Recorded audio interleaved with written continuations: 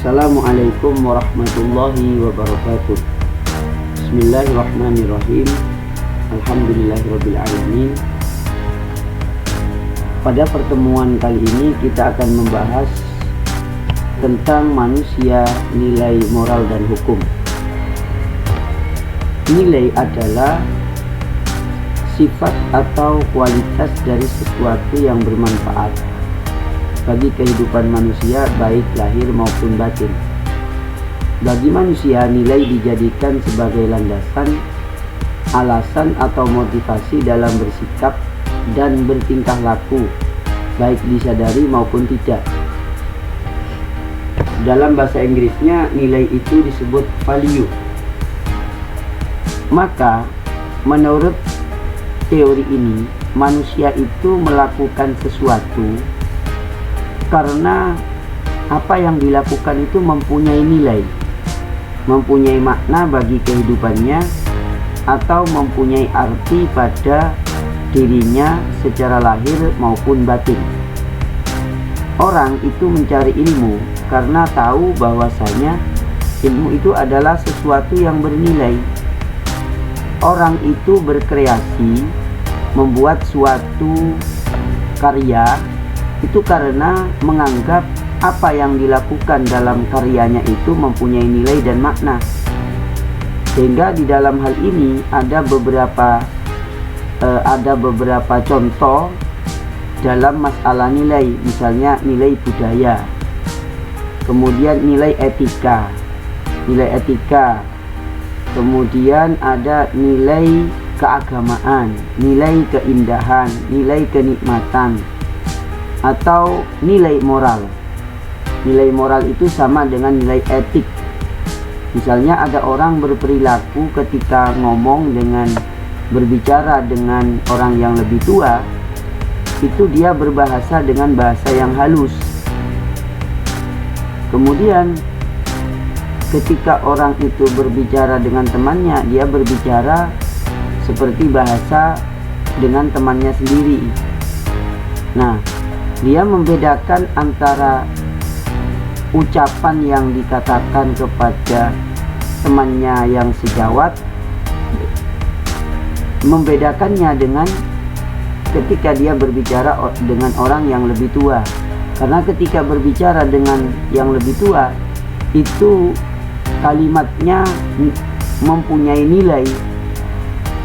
Nilai apa? Nilai kesopanan, sehingga dia terdorong ketika berbicara dengan orang yang lebih tua itu dengan bahasa yang berbeda ketika dia berbicara dengan yang lebih muda atau yang setara.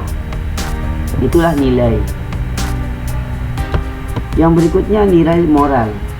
Moral itu apa? Moral itu bagian daripada nilai, yaitu tata atau norma-norma yang bersifat abstrak yang mengatur kehidupan manusia untuk melakukan perbuatan tertentu dan sebagai pengendali yang mengatur manusia untuk menjadi manusia yang lebih baik.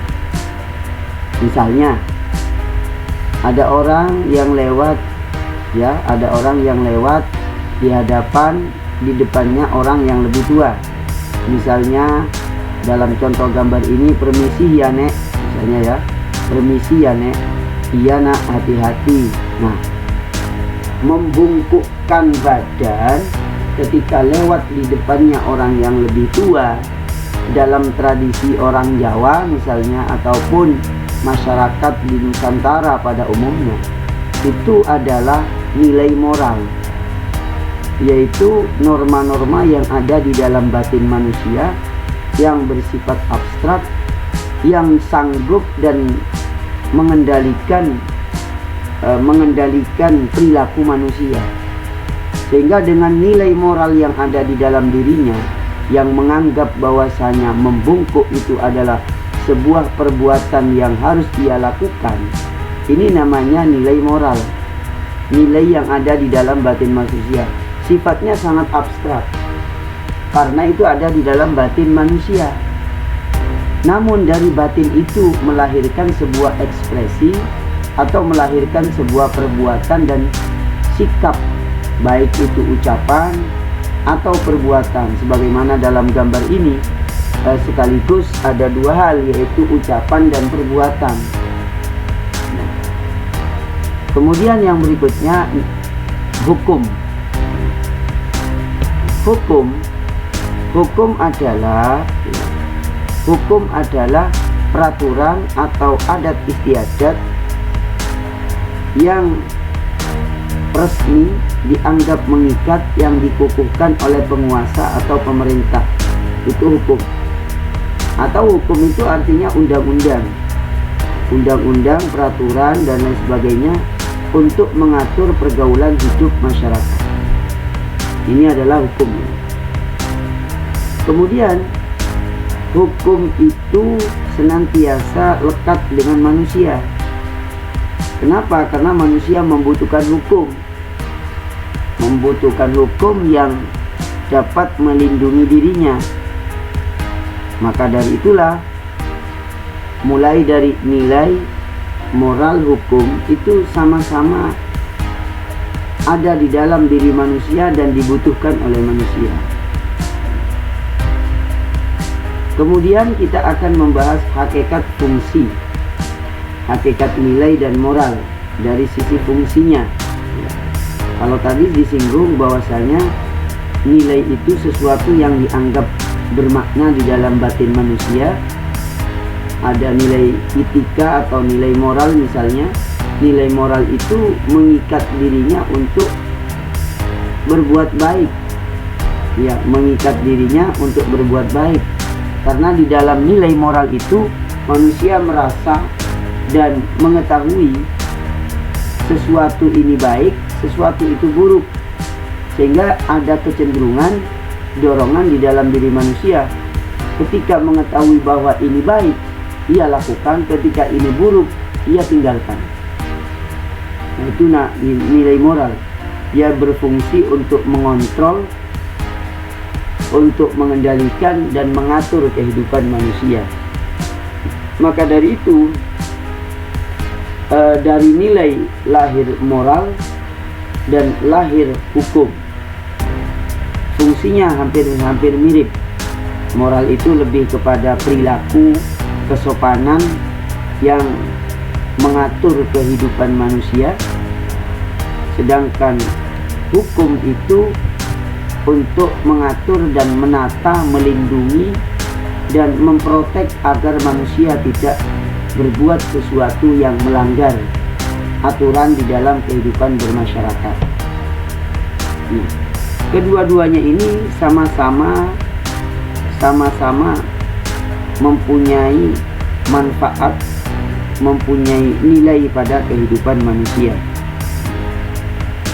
Dalam hal ini kita perlu menjelaskan hukum sebagai norma. Jadi hukum sebagai norma.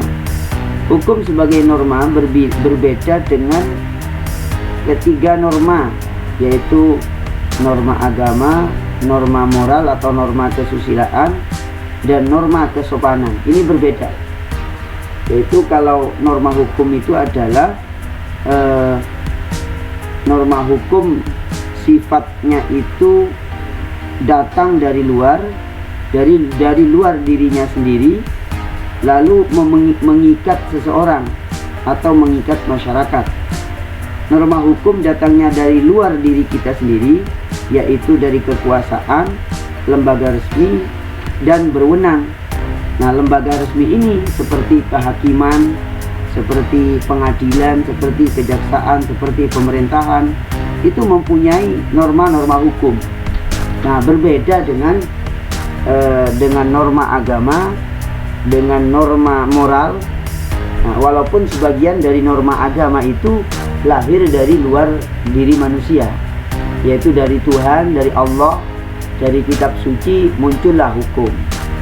Nah, semua fungsinya hukum itu, baik itu hukum agama, hukum pemerintah, itu adalah untuk mengikat dan mengendalikan perilaku manusia agar sesuai dengan nilai-nilai kemanusiaan yang ada di dalam dirinya. Sekarang kita bahas masalah norma sebagai perwujudan dari nilai. Kalau pembahasan sebelumnya sudah kita singgung bahwasanya nilai itu adalah sesuatu yang bermakna, sesuatu yang bernilai menurut manusia, yang kemudian dapat mengendalikan dirinya untuk berbuat sesuatu atau memotivasi dirinya untuk melakukan sesuatu. Nah, norma, sekarang kita bahas norma. Norma itu sebagai perwujudan dari nilai. Artinya, sebelum ada nilai, sesuatu yang dianggap bermakna oleh diri manusia itu ada norma, yaitu nilai yang bersifat normatif atau berfungsi sebagai motivator. Kalau tadi kita sebut bahwasanya nilai itu bersifat normatif dan berfungsi sebagai motivator tindakan manusia. Sekarang norma itu sebagai perwujudan dari nilai. Nah, nilai belum dapat berfungsi praktis bagi manusia. Nilai itu perlu dikonkretkan atau diwujudkan ke dalam norma. Jadi sebelum berwujud sebagai norma, nilai itu tidak punya makna, artinya belum berfungsi. Oleh karenanya, dalam hal ini ada beberapa norma yang berlaku di masyarakat. Itu adalah perwujudan dari nilai yang ada di dalam dirinya. Misalnya ada norma agama, ada norma kesusilaan, ada norma hukum, ada norma kesopanan. Kalau tadi kita sebut sebagian norma hukum sebagai norma, ada norma agama. Norma agama ini sifatnya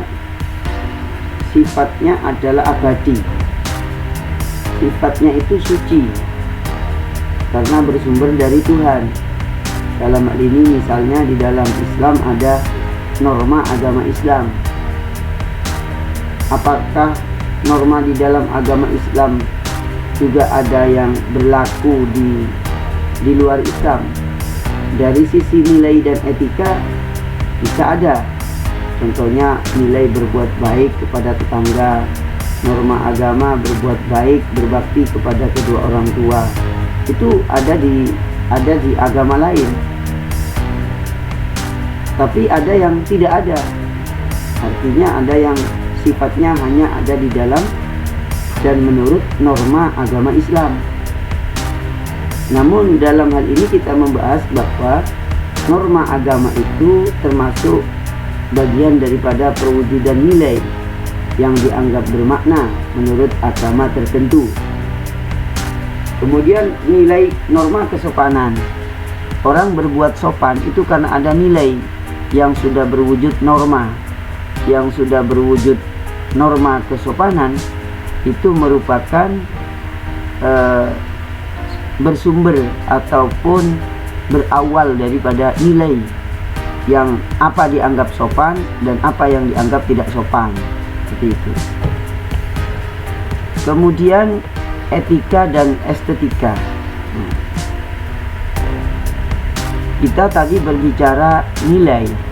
Nilai itu sesuatu yang dianggap bermakna dan dianggap punya nilai yang bermanfaat untuk manusia. Maka dalam hal ini etika dan estetika itu juga bagian daripada nilai, yaitu dalam etika itu nilai moral dan dalam estetika itu nilai keindahan. Maka estetika manusia dalam berbudaya itu bersumber daripada nilai apa yang dianggap indah. Dalam hal ini manusia mempunyai kreasi-kreasi di bidang kebudayaan ataupun dalam peradaban secara khusus, itu karena ada nilai di dalam dirinya. Misalnya ada kebudayaan lokal seperti permainan tradisional ataupun pakaian tradisional, itu berasal dan berawal dari penghayatan nilai yang ada di dalam dirinya. Nah, dalam contoh gambar ini ada alat musik tradisional seperti ini, ada angklung. Kemudian kalau ini ada permainan anak-anak, dan ini adalah merupakan bentuk daripada nilai estetika yang ada di dalam diri manusia. Berawal dari estetika yang ada di dalam diri manusia berwujud dalam kebudayaan. Sedemikian. Assalamualaikum warahmatullahi wabarakatuh.